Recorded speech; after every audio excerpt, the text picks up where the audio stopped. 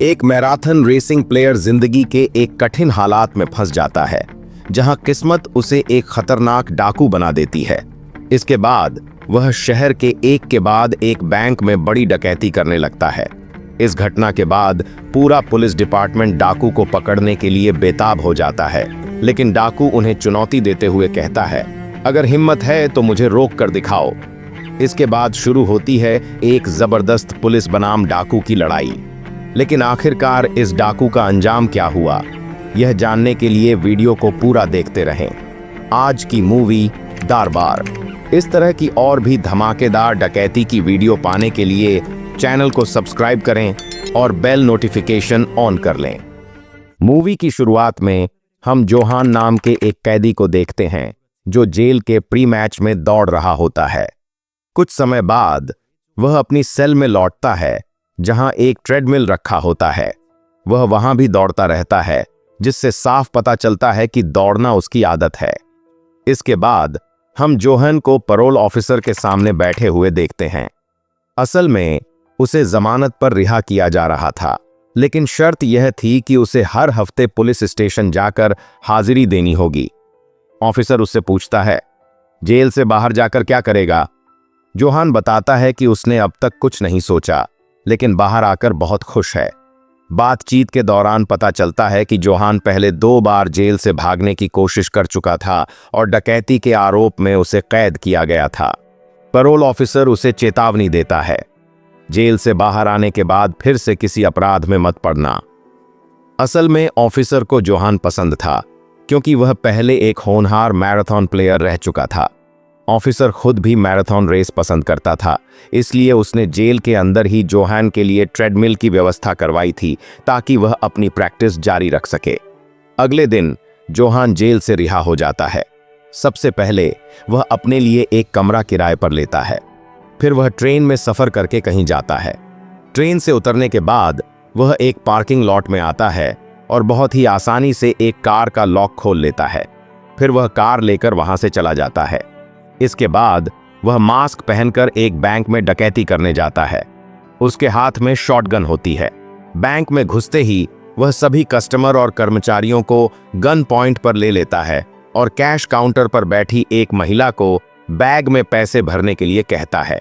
डर के मारे महिला जल्दी से पैसे बैग में भर देती है। फिर जोहान पैसों से भरा बैग लेकर बैंक से बाहर निकलता है और चोरी की गई कार में बैठकर तेजी से भाग जाता है। रात को जोहान अपने कमरे में लौटता है। वह सिर्फ एक मैराथन प्लेयर ही नहीं, बल्कि डकैती में भी निपुण और निडर था। उसने इतनी बार डकैती की थी कि यह उसके लिए बच्चों के खेल जैसा बन चुका था। अगले दिन जोहान नौकरी की तलाश में एक कंसल्टेंसी ऑफिस जाता है, ताकि वह पैरोल ऑफिसर को दिखा सके कि वह अब सही रास्ते पर है। ऑफिस में जाकर वह अपनी बचपन की दोस्त एरिका को देखता है। एरिका को देखते ही जोहान उसे पहचान लेता है।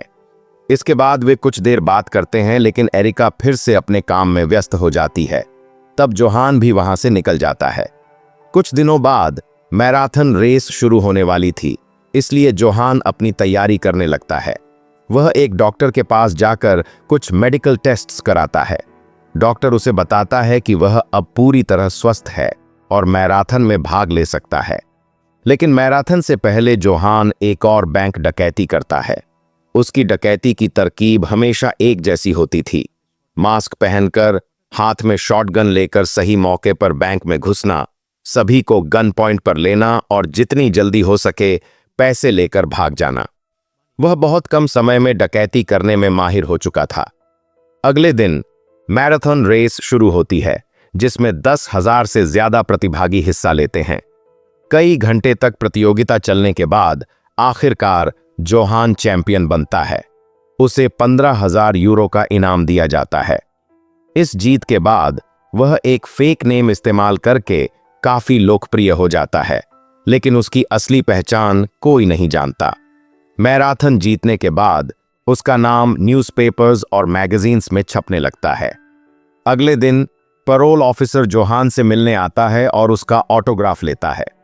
जोहान के चैंपियन बनने से ऑफिसर बहुत खुश होता है, लेकिन साथ ही चिंतित भी था, क्योंकि रिहा होने के बाद से जोहान ने अपने परिवार के किसी भी सदस्य से कोई संपर्क नहीं किया था। ऑफिसर उसे चेतावनी देते हुए कहता है, अगर तुम इसी तरह अकेले चलते रहोगे तो एक दिन मानसिक रूप से टूट जाओगे। इससे तुम्हारे फिर से अपराध की दुनिया में लौटने की संभावना है और तुम्हें दोबारा जेल जाना पड़ सकता है। जोहान ऑफिसर को गारंटी देता है कि वह अब कोई अपराध नहीं करेगा, लेकिन हकीकत में वह ऑफिसर से झूठ बोल रहा था, क्योंकि जेल से रिहा होने के बाद वह पहले ही 2 बार बैंक डकैती कर चुका था। असल में उसने मैराथन में सिर्फ इसीलिए हिस्सा लिया था ताकि जीतने के बाद उस पर किसी को शक न हो। इसके बाद जोहान अपनी गर्लफ्रेंड एरिका के घर जाता है। वे दोनों काफी देर तक बात करते हैं। फिर एरिका उसे अपने घर में रहने के लिए कहती है, क्योंकि उसे पता था कि जोहान लड़कियों से बहुत डरता है। जोहान कुछ देर सोचता है, फिर वहां रुकने का फैसला करता है। कुछ दिनों बाद जोहान फिर से मास्क पहनता है, शॉटगन हाथ में लेता है और एक कार के सामने जाकर खड़ा हो जाता है। कार के अंदर एक लड़की थी। जोहान उसे गन पॉइंट पर लेकर ड्राइवर की बगल वाली सीट पर बैठने के लिए कहता है। फिर वह कार चलाकर सीधे जंगल की ओर चला जाता है। वहां लड़की को नीचे उतारकर गाड़ी लेकर निकल जाता है। शाम को जोहान दौड़ते हुए एरिका के घर वापस आता है। अब वह वहीं रह रहा था। असल में उसने कार चुराने के बाद एक और बैंक डकैती की, फिर कार को जंगल में छोड़कर भागते हुए घर वापस आ गया। लेकिन डकैती करने के बाद एरिका के सामने आने से जोहान की दिल की धड़कन तेज हो रही थी, क्योंकि यह पहली बार था जब वह डकैती के बाद एरिका के सामने खड़ा था। वह सोच रहा था, अगर एरिका को मुझ पर शक हो गया तो हमारे बीच बहुत बड़ी मुसीबत खड़ी हो सकती है। जोहान जल्दी से नहाना चाहता है ताकि वह सामान्य दिखे।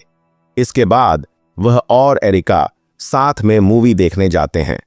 वे दोनों बहुत अच्छा समय बिताते हैं और फिर घर लौट आते हैं।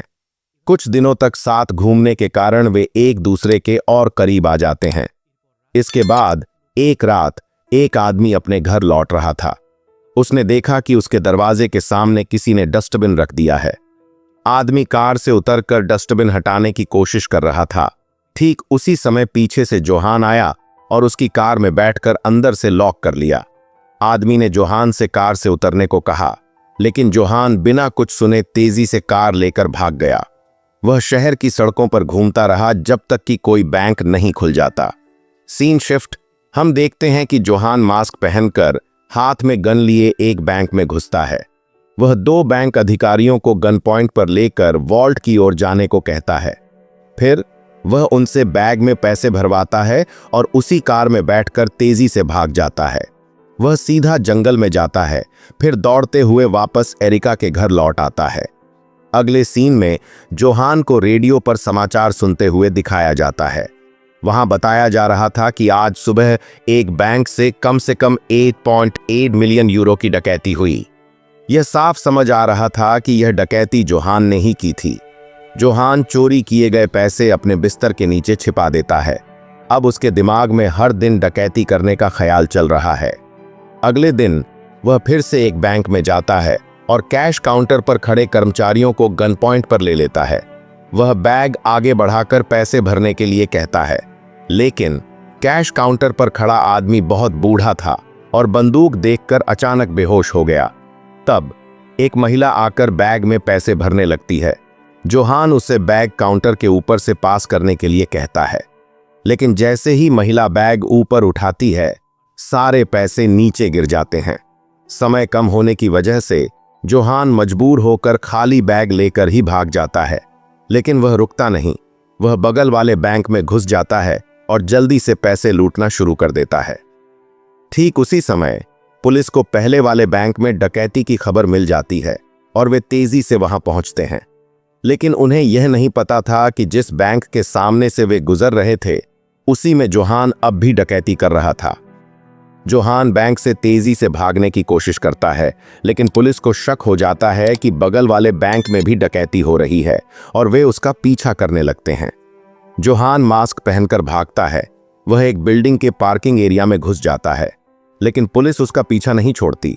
सड़क खत्म होने से पहले ही पुलिस फायरिंग शुरू कर देती है।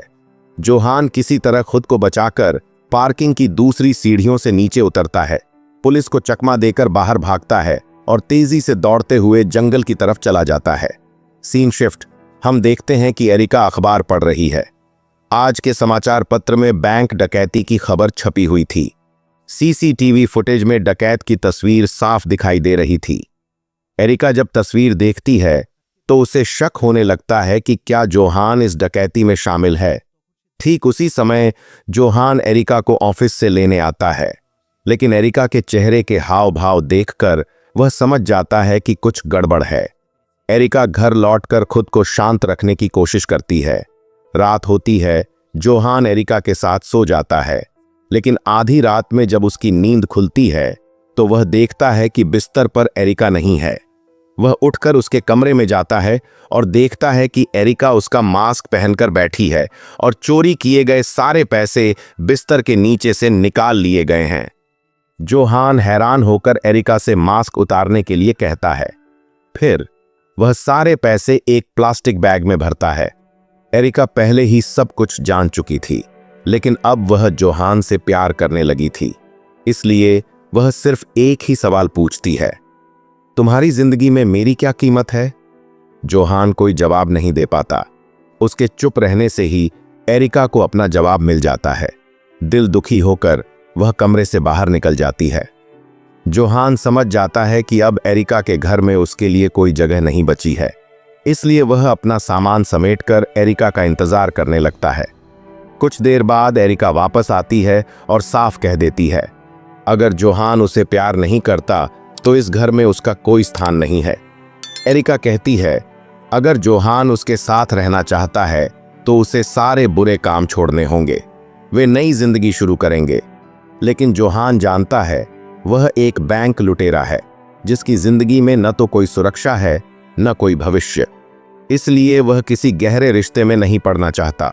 इसके बाद हम एक और मैराथन रेस देखते हैं जिसमें जोहान जैसे और भी कई खिलाड़ी हिस्सा लेते हैं।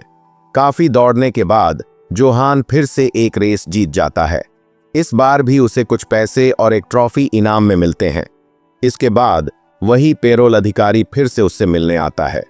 वह जोहान को मैराथन जीतने की बधाई देता है, लेकिन फिर वह उससे सवाल करता है। 8 हफ्ते बीत जाने के बाद भी वह अब तक पुलिस स्टेशन में हाजिरी देने क्यों नहीं गया, क्योंकि जोहान बेल पर रिहा हुआ था। लेकिन जोहान कोई जवाब नहीं देता। जब वह वहां से जाने लगता है तो अधिकारी जोर से चिल्लाकर कहता है, अगर वह हर हफ्ते जेल में हाजिरी नहीं देगा तो उसे फिर से जेल में डाल दिया जाएगा।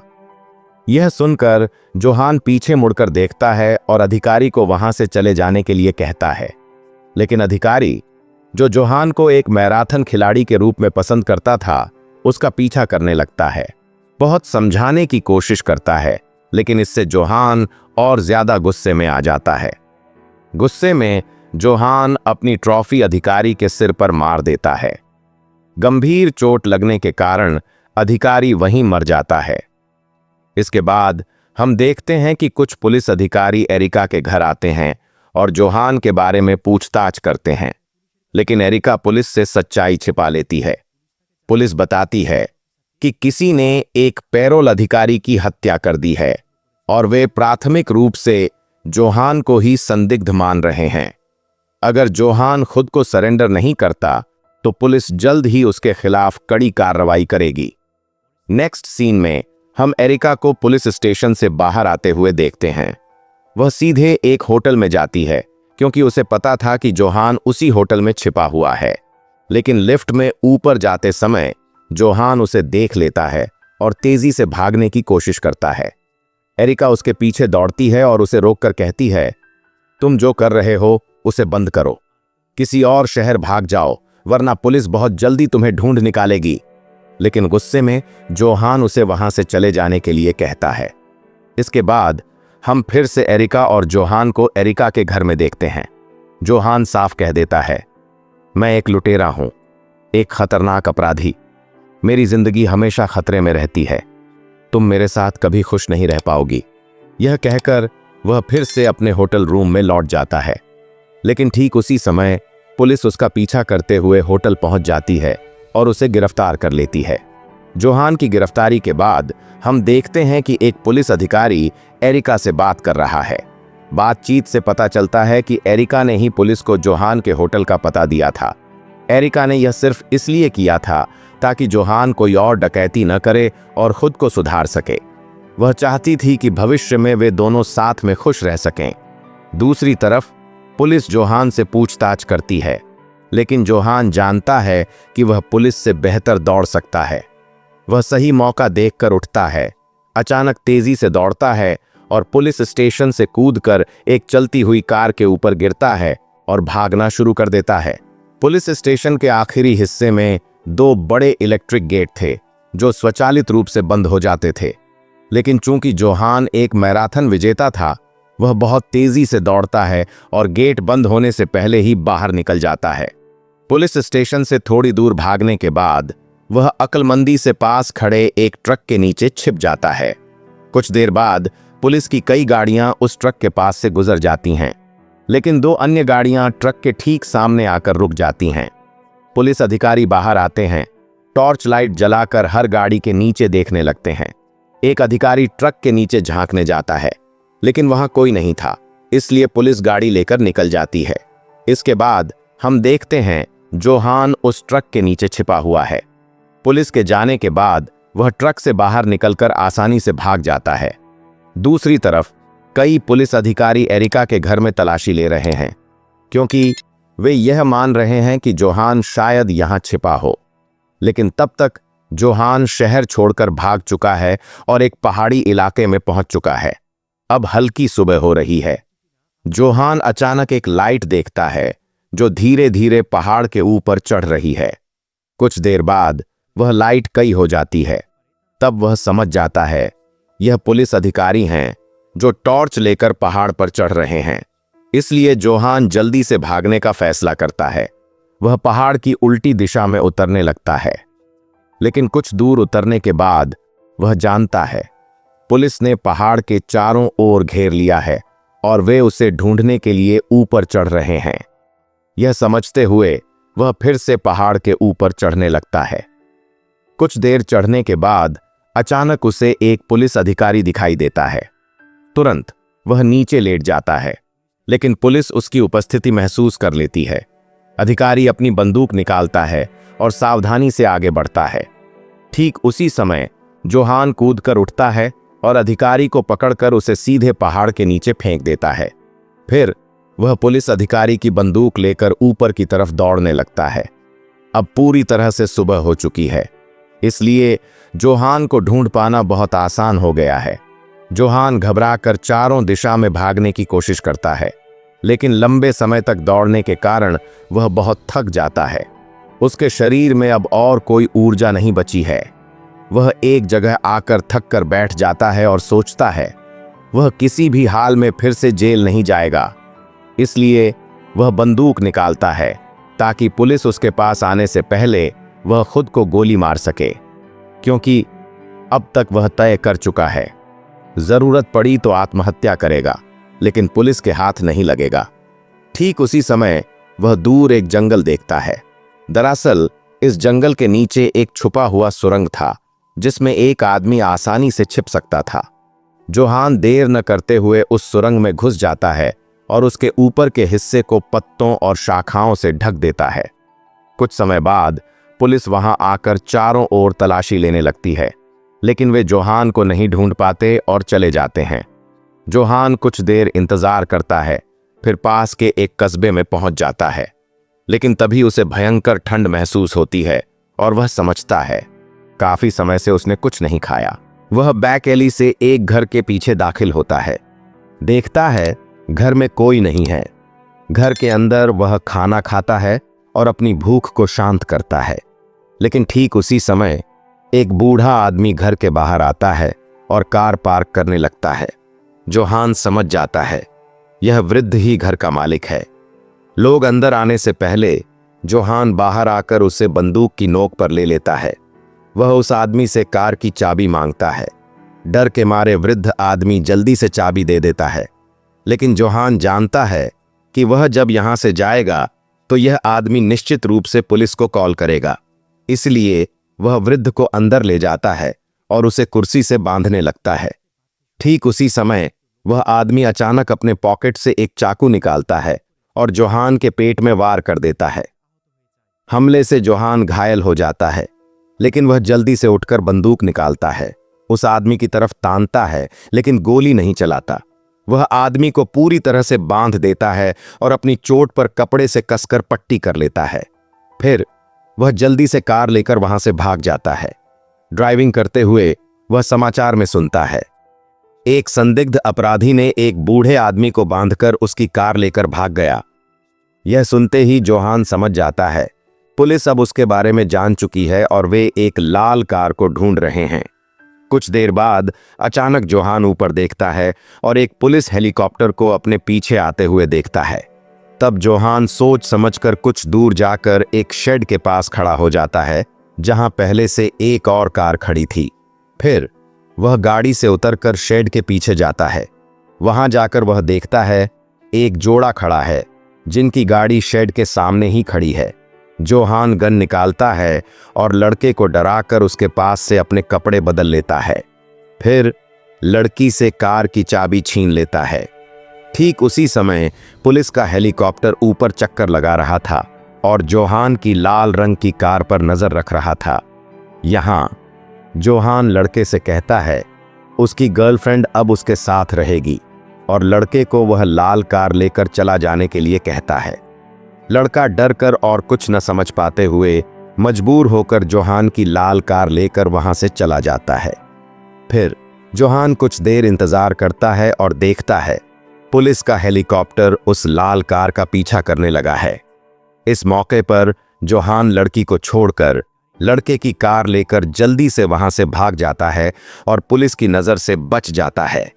लेकिन कुछ देर बाद वह देखता है उसके पीछे कई पुलिस कारें तेजी से आ रही हैं। यह देखकर वह डर जाता है, लेकिन वह अपनी कार की स्पीड सामान्य रखता है ताकि पुलिस को शक न हो, क्योंकि पुलिस अभी भी वही लाल कार ही पीछा कर रही है जो अब लड़का चला रहा है। एक एक करके सभी पुलिस कारें जोहान की कार को ओवरटेक करती जाती हैं। इससे वह फिर से पुलिस के हाथों से बच जाता है। अब जोहान आसानी से शहर छोड़कर भाग सकता है, लेकिन अचानक उसकी चोट से बहुत खून बहने लगता है। वह अब सांस भी लेने में मुश्किल महसूस कर रहा है। फिर भी वह रुकता नहीं है। कुछ देर बाद उसके चेहरे से भी खून बहने लगता है। तब वह समझ जाता है वह अब ज्यादा देर ड्राइव नहीं कर सकता। इसलिए वह सड़क के किनारे कार रोकता है और गाड़ी में रखा लड़के का फोन लेकर एरिका को कॉल करता है। एरिका तब उसे बताती है पुलिस ने उसका फोन ट्रैक किया है, जिसके कारण अब वे उनकी बातें सुन पा रहे हैं। जोहान समझ जाता है उसके पास बहुत कम समय है। वह शांत आवाज में कहता है, मेरे पास अब और समय नहीं है। यह सुनकर एरिका रोते हुए स्वीकार करती है वह अभी भी जोहान को प्यार करती है। तब जोहान उसे फोन रखने से मना करता है और कहता है, अंतिम क्षण तक मैं तुम्हारी आवाज सुनना चाहता हूं। यह सुनकर एरिका और जोर से रोने लगती है। दूसरी तरफ धीरे धीरे जोहान का शरीर ठंडा होने लगता है। इस तरह वह धीरे धीरे मृत्यु की ओर बढ़ता है। आखिरकार वह वहीं मर जाता है। इस तरह एक मैराथन धावक और पुलिस के सामने कभी हार न मानने वाला एक साहसी लुटेरे की कहानी का समापन होता है। तो वीडियो कैसा लगा यह जरूर कमेंट करके बताएं, और जो लोग मेरे चैनल पर नए हैं या अभी तक सब्सक्राइब नहीं किए हैं वे कृपया सब्सक्राइब कर मेरा साथ देने की अपील करते हैं। सभी लोग खुश रहें, स्वस्थ रहें।